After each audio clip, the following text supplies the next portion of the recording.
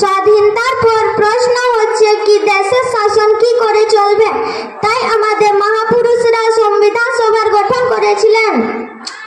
আর doctor Rajendra Prasad সংবিধান সভার অধ্যক্ষ ছিলেন। ডক্টর ভীমরাও আম্বেদকর প্রারূপ সমিতির অধ্যক্ষ ছিলেন।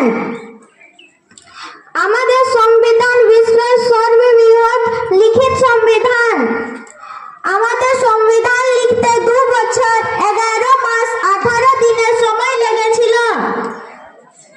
ডক্টর ভীমরাও আম্বেদকরকে সংবিধানের জনক বলা হয়। দেশকে সুব্যবস্থিত, সুনিয়োজিত আর সুসজ্জিত রূপে চালিত করার জন্য সংবিধানের গুরুত্বপূর্ণ ভূমিকা। তাই আমরা প্রতি বছর প্রজাতন্ত্র দিবসের উদযাপন অতি আনন্দপূর্বক করি। ধন্যবাদ। জয় হিন্দ, জয় ভারত। आनंदो आनंदो।